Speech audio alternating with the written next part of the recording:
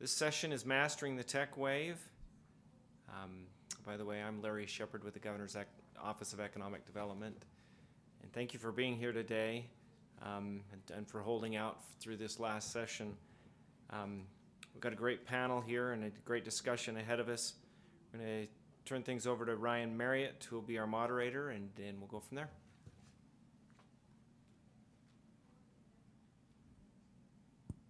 All right, there we go.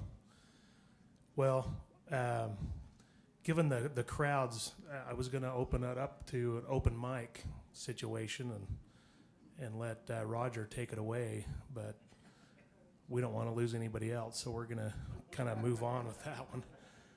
And then I thought maybe I could do a solo, but that would scare everybody out of Provo. So no, it's all right. Tyler Rasmussen with Strata would like to do it, but anyway, appreciate you guys being in here. We know it's hard to be the last people standing in front of you and your families, or more work. But hopefully we can have a great discussion. What I'm going to do is I'm just going to allow these guys to just kind of introduce themselves as they get up. They've got a short presentation, and then we'll discuss a few questions and answers as they finish up, and then kind of see where we end up there. So I think we ought to just start with Roger, and just as far as semantics go, I'm Ryan Marriott. I'm with Americom Technology. We put in infrastructure throughout the state, fiber infrastructure. We've worked in wireless. We have two basic divisions. One does inside plant and one does outside plant work. We've worked for a majority of the ISPs and service providers in the state of Utah. We also own the state of Utah contract. We're a UDOT contractor, so you'll see us out and about on the roads. That's what we do. We put in the infrastructure for these great companies that have service in Utah, and we're proud to be a Utah company of 34 years. And what I think I'll do is turn over the time to Roger. He can introduce himself and his company, and we'll just go down the row that way.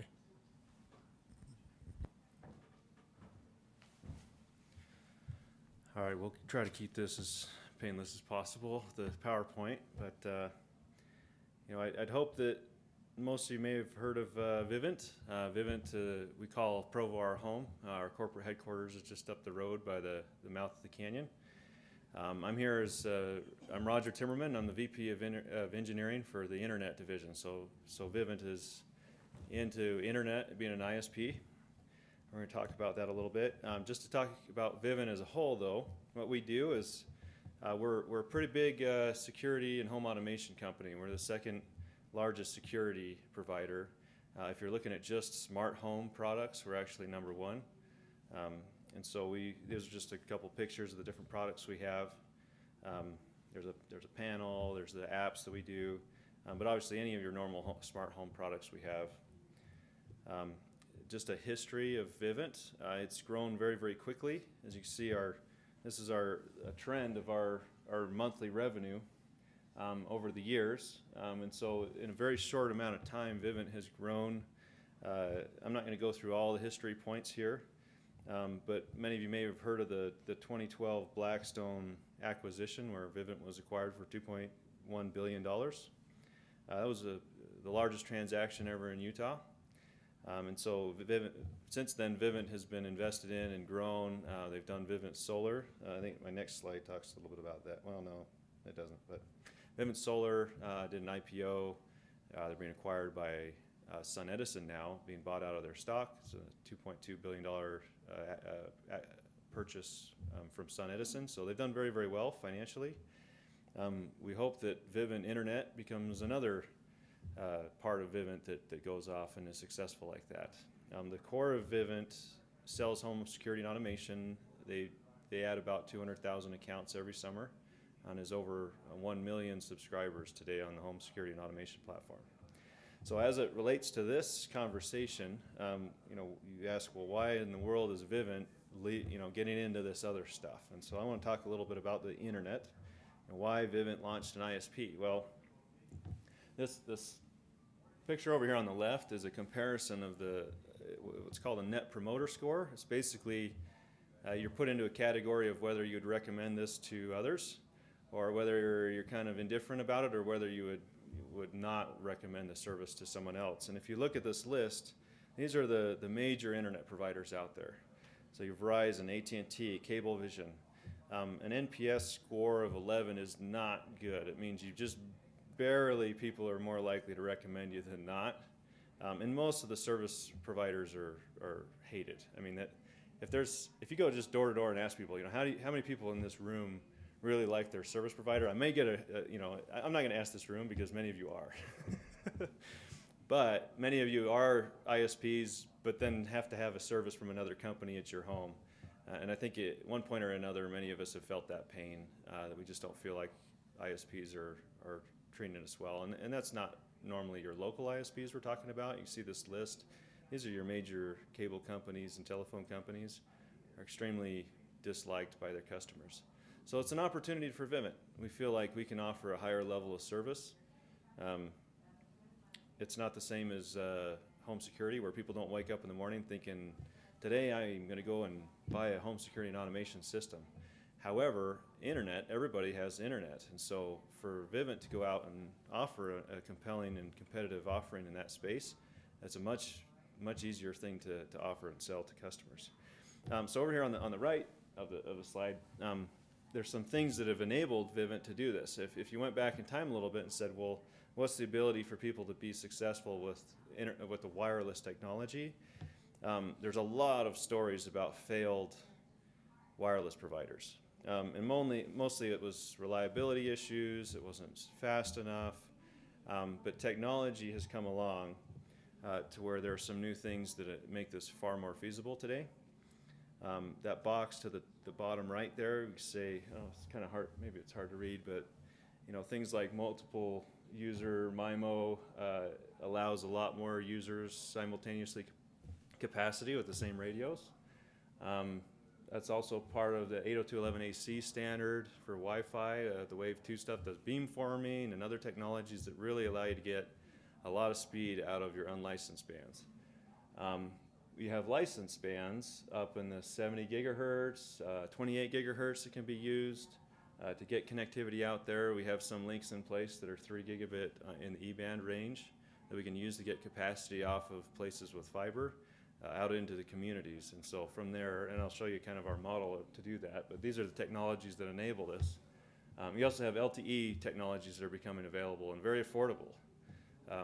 That used to be a carrier-only product, but it isn't any longer, and so it is now in the space of wireless ISPs to be able to afford LTE solutions and deploy those. And so we've got some new tools in our tool sets to go out and compete for business. The Vivint model, and you see here on the left there's a tower. We'll shoot off of that, maybe a tall building or an actual cell tower. We'll shoot that out into a home in a neighborhood with a licensed link. Generally those are far too expensive to use to give a residential service to end users, but we use that to get it out into the neighborhood, and then from there we use an unlicensed spectrum, either 5 gigahertz or 60 gigahertz, to get connectivity out to the end subscribers. With that, we offer today 100 megabit service, all you can eat, unlimited use, to subscribers. We do it in Utah and El Paso, Texas, and San Antonio. We have over 20,000 subscribers on the service. It's generally very good. Our Net Promoter Score far beats any of those on that list I showed you earlier.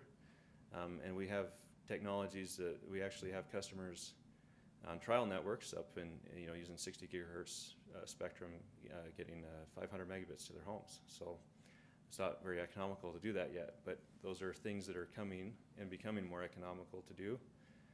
And that's how we bring in these new waves of technology and to advance the speeds and connections to customers. So I think that's all my presentation. Oh, this one throws us out there. So our current Net Promoter is at 21, so that puts us up as a more preferred provider. We actually look at that and criticize and say, oh man, we're not doing anywhere near as we should, as well as we should. But people generally like their service from Vivint, far more than any of those big names that you might recognize on that list. On the right here, the speeds that people get are actually, by and large, what is advertised. So this isn't our data. This is as they go out to speedtest.net or something. So a lot of these we say, well, someone running a speed test on their iPhone up in the upstairs bedroom is going to result in a poor speed, not because of the service we deliver to them, but because of something in the middle, or they don't have the device that can get it. But this is just across our customer bases that you can see 43% are getting 100 megabits or more to their devices. And then still a vast majority are getting more than 50 megabits. So anyways, we think that's a pretty good service. There's one more aspect that's very important to how we deploy, and this is the speed and investment. I sanitized this slide a little bit. I had some fiber company was named on this. We're in Provo, we want to be friendly, but anyways, some fiber company announced in April 2013 that they were going to build some city, and by the time they had customers, it was the end of December 2014 when they first started accepting signups. So this is the timeline on the top, and then by May of 2015, they had covered 5% of the city where they'd announced services. If you contrast that to a wireless model that we deliver, in June of 2014, we decided, it was the first thought, let's go to El Paso, Texas. Within 4 months, we had customers. And by May of 2015, so less than a year, we had covered 37% of the city, and we had several thousand customers in that city. And so if you contrast models, we feel like, well, is it more important to have a gigabit Cadillac product that takes you 2 years to actually get customers hooked up onto and spend billions of dollars, or spend hundreds of millions of dollars to get the same customer base much, much quicker and make a bigger market impact? And so, Vivint it's a wireless play, and we feel like it's doing very well. So anyways, that is the presentation. So. All right, thanks, Roger. As we move into Bert with Strata, if you have any questions in between, I think we can field those. If you have one or two questions. Does anybody have any questions before we get into the next one? Okay. Go ahead. Did you say I had a question? Okay. All right, go ahead. All right, I'm Bert Potts with Strata Networks. I've been with the company about 25 years. So I was there when we first brought up our wireless system. We had 300 subscribers when I first come there. Today I just wanted to talk a little bit about wireless and where it's been and where it's going. So I've been there from the time we had two-way radios, clear through IMTS, which subscribers, there was like 6 channels we had available for the whole area, and people could listen to everybody talk, and the customers hated to get rid of that technology till now 4G. Strata Networks was the first in the basin to have wireless voice. We were the first in the basin to have wireless data, also for LTE, and also fiber and ETS sites. In 2005, there's a couple of us different companies. So South Central Communications, myself, were sitting around a table discussing all of our costs with vendors and the annual fees, and we thought, why don't we combine our networks? Why don't we combine our switches? And we drew it out on a napkin, and from there, we formed a company called RENA, the Rural Independent Network Alliance. We took 3 wireless switches, and combined them into one. So now we paid the network vendor 1 fee instead of 3. And we now have 10 member companies. We cover 5 states. We have a CDMA EVDO core as well as an LTE core. And we're working on VoLTE or Voice over LTE and Voice over Wi-Fi in the near future. We knew 4G was coming quickly, and in 2011 we seen the Verizon trying to fill their white spaces, and we jumped on that opportunity and formed and partnered with Verizon in our area in the Uinta Basin, Duchesne, Uinta, and Daggett County. We build out LTE for Verizon. So we own the eNode Bs, we own the cell sites, we own the customers. We have 4G with great speeds. We also got a nationwide roaming agreement out of that. We have great expertise in our company, and the technologies we do have today. We have a Ericsson CDMA core with EVDO and cell sites on that. Within Arena core, probably close to 300 cell sites. Arena Ericsson LTE core and eNode Bs. Then we also have Lucent eNode Bs. We also in Strata do all of our own installs on all of our sites. We do all our own optimization. In Arena, we build every aspect of the system for all of our partners, from translations to cell sites to engineering. We also have our own tower crew. And one of the things I like to brag about is we have fiber to all of our 4G LTE sites with our LRA program. And on those, we offer up to 250 megabit speed, or 250 meg to the node. And our subscribers are getting close to 20 megabit speeds, which, anybody get 20 megabit speeds here at the conference? No. So our subscribers, from the basin, they go out to the big cities and they say, our phones don't work near as well as they do at home. So we're proud of that. Strata is also one of the only LRA partners that have met all their key performance indicators with Verizon. The blue you see on this little map is our Arena coverage. We cover clear up into Richland, Oregon. This other is the rest of our network. We call it a local extended area. That comprises of 41 roaming agreements with 41 different wireless carriers throughout the United States. So I like to brag that we don't just have our own coverage, we have the coverage of 41 other carriers. And that could include some of the big four, Verizon, Sprint, others. So we are a CDMA side carrier. Some of Strata's goals is a plan to get broadband out to every subscriber in every home, whether that be fiber, trying to get gigabit speeds up to them, or fixed wireless. We're now saying the last mile where we can't get DSL, we have spectrum, why not take our wireless spectrum with our LTE and extend it into those areas. And so our subscribers can get speeds up to 25 megabits. And we believe that broadband and mobility is the future. We try to fiber feed every one of our sites that's feasible. We have about 94% of our LTE sites fed by fiber. 50% of our CDMA sites in Utah are fed by fiber. We also believe that spectrum is the key. If you don't have spectrum, it's hard to have a wireless play. We played in the last AWS auction where there was $42 billion spent. We won spectrum in that auction as well. We believe a nationwide footprint is key to a wireless success. That's why the 41 roaming agreements. Also the connected devices. You have to have connected devices, from the smartphone to wearables. And if I was to ask, well, how many of you have your cell phone out in your hand right now? There's a few of us that do. I mean, the dinner table, the kids, smartphones out the house. But if I was to ask you 10 years ago, what do you want your smartphone to do? What would you said 10 years ago? Don't know, because you don't know what you don't know, right? Yeah, answer calls is about what it was. I remember the point in time we couldn't give texting away. So where's wireless going next? And I believe it's going to go to mobile video, to connected home, which was talked about, and also the Internet of Things. In 2014, there was 25 exabytes of data used. That's 1 billion gigabits of data. 45% of the wireless traffic on the network today is video. And that's a hard number to believe. But 8 years ago it wasn't, 6 years ago it wasn't.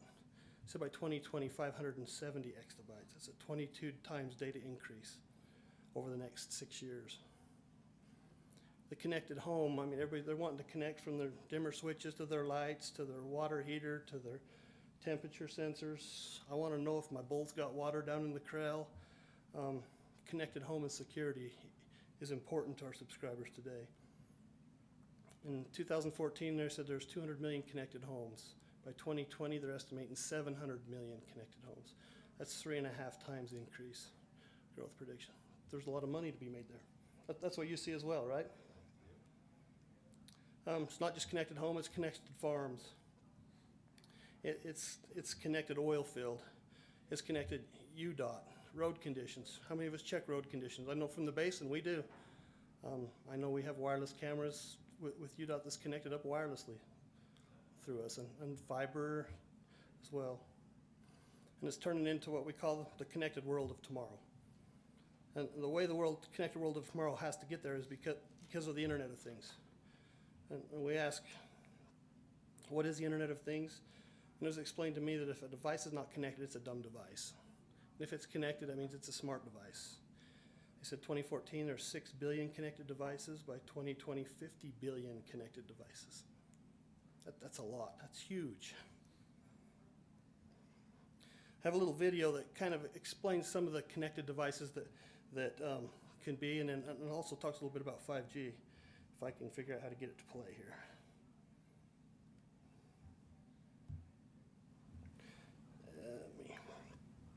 I put it on the computer just in case that happened.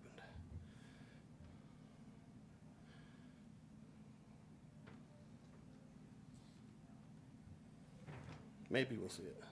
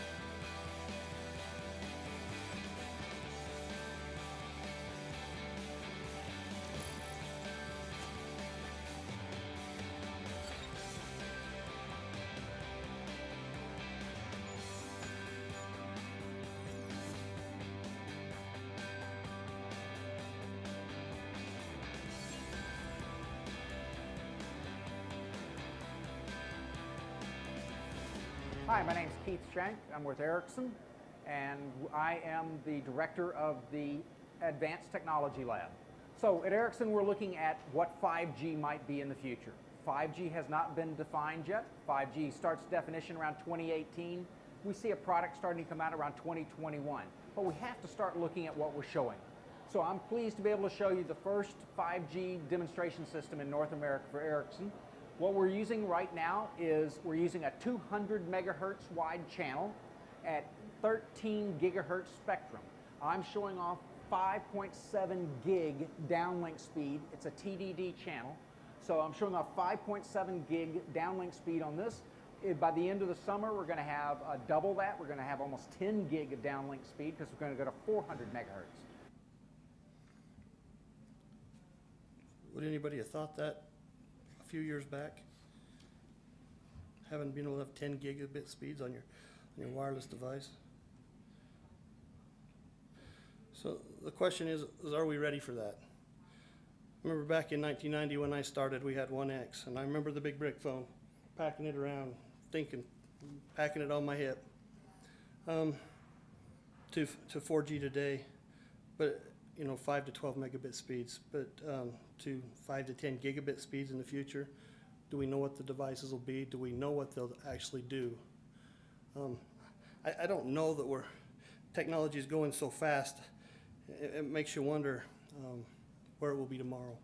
And I like this quote here I'll close with it from Don Tapscott. It says, "The pace of change is accelerating so fast that it is almost getting beyond our capacity as individuals and as institutions to comprehend it, let alone to manage it effectively." So, thank you.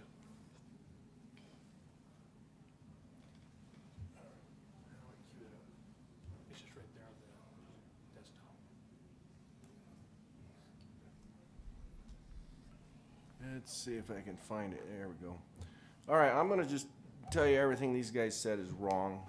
We'll just start out that way. And I'll tell you why. Do I need a username? Let's hope not. Let's see if I can make it view as in a reading view. You can make anything work in the lab. Yeah, 400. Where are you going to get bandwidth 400? I mean, seriously, unless you go up in the microwave range, you can't get 400. And once you get up above a certain frequency, you got lousy propagation.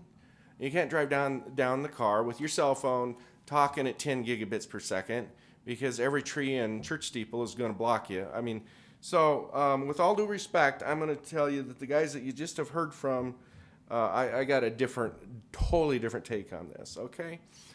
This talk is supposed to be about riding the wave and what do we see for technology in the future and connectivity and so forth. Well, all waves, I don't care what it is, communication depends on waves, okay? I'm a frustrated wannabe physicist teacher. So I've only got 7 slides here, but a couple of them might be a little bit scary. But I don't care whether it's wireless or sound or copper wires, it's a wave. You're going to be dealing with a wave. This is the only slide of the scary math. And you don't have to read this thing, but would point down towards the bottom. There's a bold with an underline little couple of words there. 1.2 petabits. That's an estimate. Petabits per second. Okay, you got gig, right? You got 1,000 gig, that's a terabit per second. You got 1,000 terabits per second, you got a petabit per second. It's a million gig. Million gig per second. That's one mode on a fiber optic cable, and you can have multiple modes on a fiber optic cable, and you have multiple polarizations. So I'm going to do a little comparison here and tell you what I think is coming. All right, here's another scary word for you, asymptote. You might remember this from high school math. A lot of things have this curve, all right? This is perhaps how good you are at playing the violin or any other thing you're practicing doing, okay? A lot of things have this curve. I'll show you one. Dial-up speed versus time. Do you see the asymptote? It's on the right-hand side. It's up near the top. It's where the engineers were finally mastering their skill. But you also notice that it flattened out. 56K. And I would submit the 56K isn't really true. 33.6 was the true analog modulation that they were really able to wring out of a circuit in real world environments with real world copper with real noises. Now, once in a while on an exceptional loop, they could do what's called an isochronous timing trick to get the 56K. I bought the 56K modems, but I was happy if I got 33.6 back in those days. But look at the top right hand. You see this is kind of a step, and then you get into asymptote region of the curve. Let me show you another curve. I don't have very few slides here. This is DSL, right? Now the blue line is what people say it can do. Those of us who sell it to actual real paying customers know the red line is closer to what you can do, all right? You're doing really good if you're delivering 50 megabits on a regular basis, and maybe you want to just advertise it as 40 or 30 because you get any loop length at all involved or any old rotten copper, you're not going to do that, okay? It's just not going to happen. But if you notice, it's also got that step function type of curve to it. And if you look at the upper right-hand level, you have the asymptote area, and they've kind of maxed out the ability to jam more information. And it goes back to the scary math page, because old Claude Shannon was a pretty smart dude. He figured this stuff out a long time ago. You can jam so many potatoes down a pipeline based on 2 or 3 factors. What's the size of the pipeline? How hard are you pushing? Is there anybody partway down the pipeline that's going to be squeezing on it? So on and so forth, okay? All this stuff goes back to Shannon's math, okay? So there's DSL. Well, how about cellular bandwidth, okay? You notice a similar looking curve. This is evolution of all the different types of modulation formats that cellular has used over the years. And it tops out here in the neighborhood of 12 to 16 bits per hertz on LTE. And you can do lots of tricks to get more, but I'm talking real world experiential things. It's just, it's got an asymptote to it. It does. I beg to differ on the connected home. Yes, I think the connected home is going to happen, but I think it's going to be connected with a piece of fiber. That's where I differ. I think wireless is suitable for mobility and suitable for mobility only going into the future. And I'm sure that Roger would really like to argue that. Now, check this one out. What do you think this one is, huh? fiber. This is the speeds, just recent speed records on fiber. And you notice they're up to 1,000 terabits per second.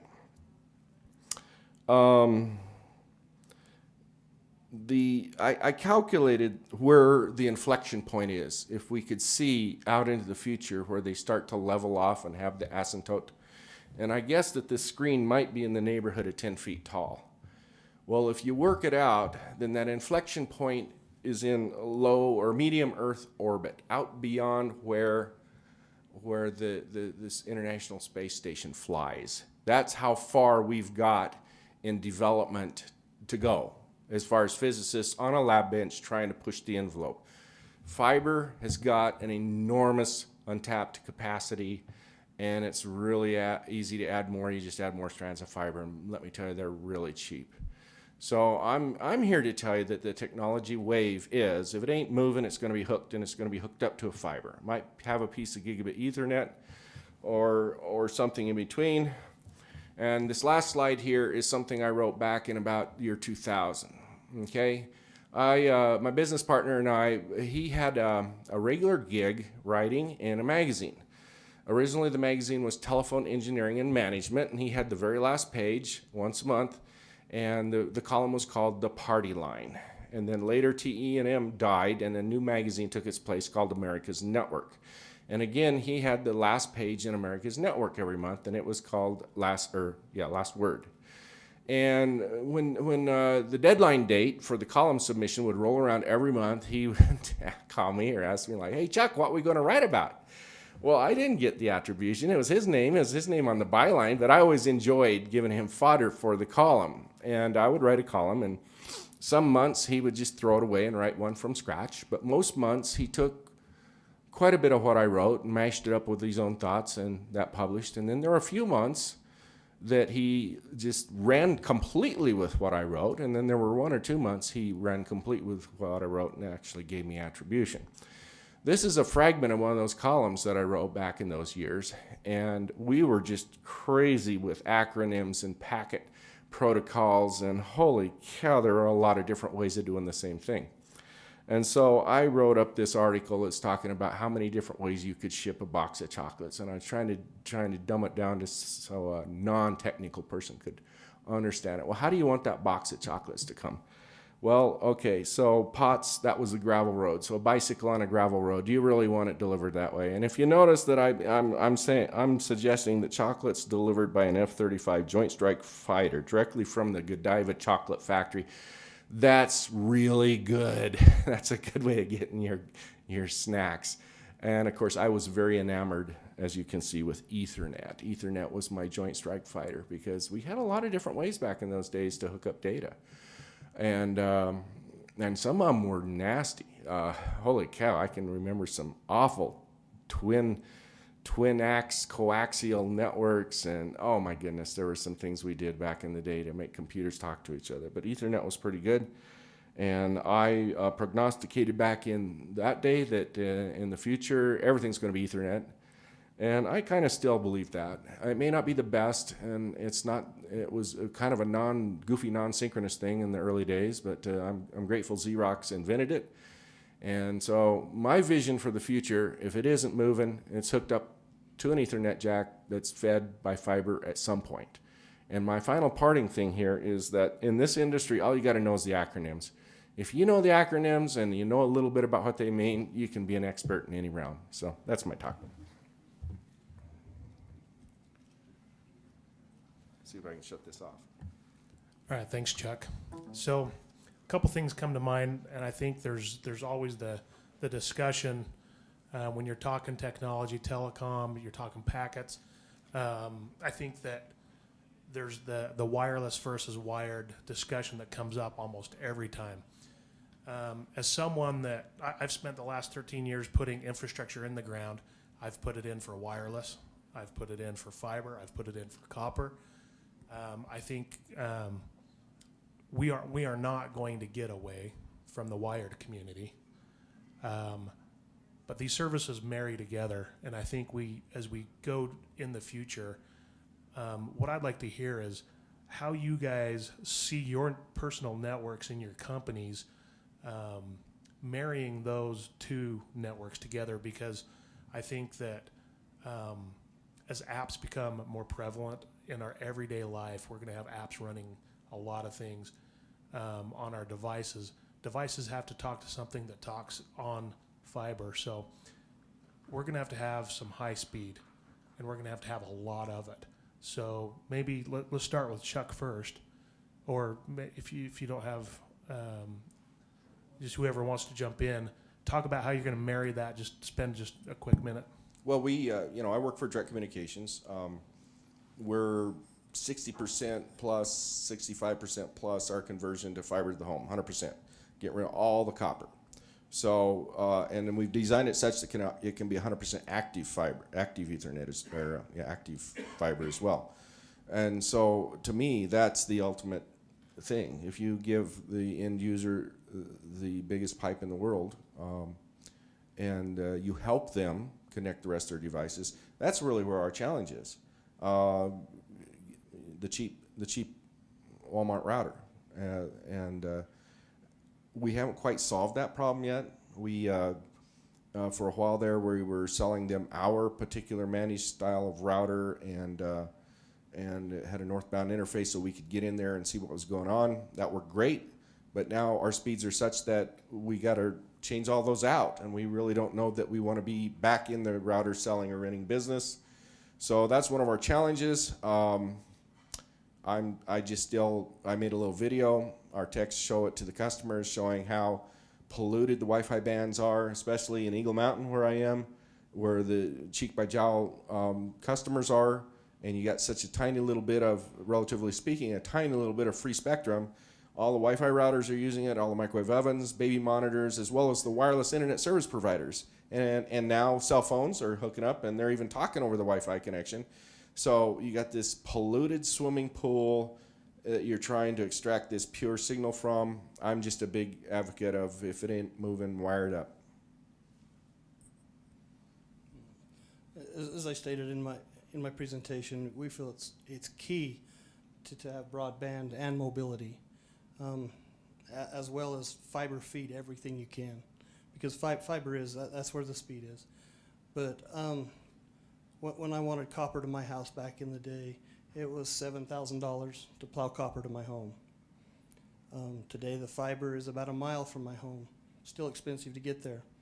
I'm fed by wireless from a fiber-fed cell site, and I've connected devices in the home right now are probably around 18 to 20.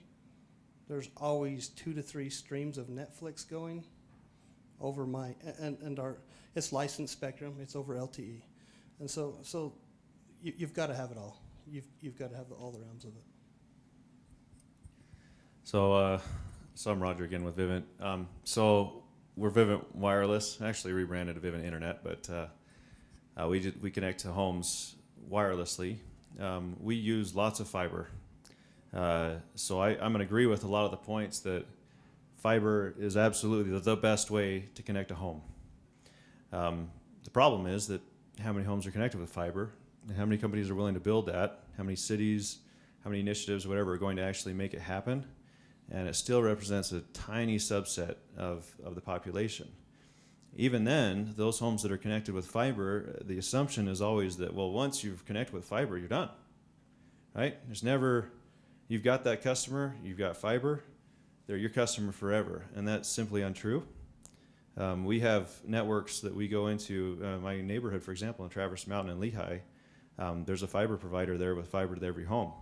Vivint Wireless does very well. We pull lots of customers off of that fiber, and the reason is because we show up with 100 megabit plus service with good customer service, and the incumbent there with fiber is a company that everybody hates. Now, if you can have fiber and provide customer service and provide at a good competitive price, it gets very difficult for companies like Vivint to come in and compete. But simply having fiber does not guarantee the best service for that customer. And you can look at other networks and say, what is the opportunity? Provo right here where we're at, for example, you have Google Fiber for $70 a month, you can get a gig. How many people would switch to a $40 a month 100 megabit service? And the majority would. And that's a story that doesn't get told very often, because most customers do recognize that 100 meg is currently adequate for their current needs. In 2 years, when they need 150 meg or 200 meg, they'll want an upgrade, and the benefit is that the wireless technologies keep getting better and better and offer higher and higher speeds. And so the nice thing about these technology waves is that we get to continue to benefit from those as they come. We get better and better radios. As we get into higher frequencies where more bandwidth is available, that opens up a lot of speeds that we can deliver to the customers. So I consider myself a fiber guy. Most of my career has been spent in building fiber networks, and I do believe in enormous value in getting fiber out, even all the way to the home if you can. But I also, have to bring a little bit of realism and say, well, if you want to go and connect 1 million homes, how are you going to do that? And there isn't a good model to do that with fiber. There is very good ways to go do that with wireless and deliver a very good service and do it at a competitive price and actually do a model that works economically. So anyways, that's my perspective on it. Do we have any questions or comments from anybody in here? All right, I'll go to my next. It's kind of a segue into, I spend a lot of time in rural Utah. I've spent a lot of time in different areas of the state, and one thing that we see, I think, a large driver. You mentioned that, Bert, is video, and what I'm curious in your networks, do you see the driver for more bandwidth because there's more adoption and more video in your areas, or do you see that there's just more people moving into your areas? I know Vivint's located here, but Bert and Chuck, you guys have some rural areas. Do you guys see that the bandwidth needs being driven by people moving there, or is it an augmentation of what they're currently wanting? We have a few more moving in, but it's adapting to what's coming. I mean, I said at a football game, we have a VTV6 that broadcasts all our local football games. I sat in the stands, watched the game, and also streamed it on my phone because it was about a 10-second delay, and I could get the replay. You're going to see more and more of that. Yeah, a lot of folks move into a rural area and are aghast that they can't get everything they get in town, and I'm always surprised at that attitude. But fortunately, we're even in our most rural areas, which aren't all that terribly rural, in Eagle Mountain area, in the southern part of the old Eagle Mountain City Center area. It's rural by the FCC standards. It's rural by a lot of the policymaker standards. It's not rural by Utah standards. I mean, rural. I define rural as if you're within 3 hours of a 7-Eleven, you're not rural. So, but we're fiber to the home, and 100% in the original Eagle Mountain area, the place where it first started, 100%, and within a year and a half or so, we'll be 100% of our whole service area, and the people just keep buying higher and higher speeds. I too thought that 50 or 100 would be enough for anybody. I mean, I don't know what I've got at home. Probably I get it free from a company I'm still a part owner of, but I never notice it's lacking anything. It's probably a 50 megabit fiber connection, but people, I don't know if it's a marketing cachet type thing. I don't know if it's keeping up with the neighbors, if they just don't quite understand. I don't know why we sell gig circuits to people's homes, but we do, and it doesn't matter whether you're rural or not. Everybody across the board seems to think they need it. I think, just a real quick point, I know we'd wrap up. I think a lot of times we confuse speed with consumption, and they're two very different things. For speed, I mean, you get 100 meg, you get a gig or whatever. But once you hit a threshold of what the customer feels is an acceptable use, they don't consume more. And what I mean by that is if someone has a 100 meg connection, they're going to do the same things as they would with a gigabit connection.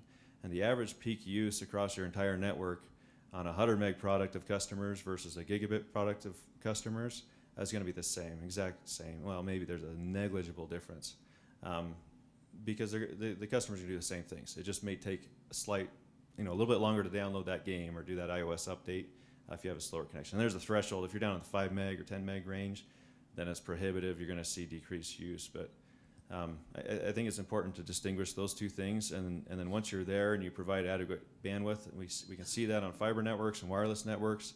There is increased consumption. A big portion of that is in video. But you're still seeing, it's less than 2 megabits per customer at peak when you aggregate them all together for residential subscribers, whether that's wireless or fiber.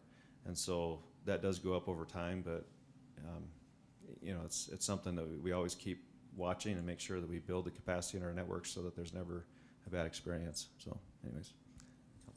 Do any final questions from anybody in the room? You guys, Chuck or Bert, have any final comments? I just think, as someone, I've spent a lot of time building infrastructure from a lot of companies in Utah. Americom, we've built probably almost every, from a few feet to a lot of miles on almost everybody's network. And I can say in Utah, we benefit from a lot of great minds. And I'm proud to call Utah home, proud to be among great leaders in this industry. There's other areas and other places that do not do what we do. If you can be out in the middle of the Uinta Basin and have fiber to your home, that is something I never thought would ever happen. Strata's doing that. They're broadcasting HD on their network.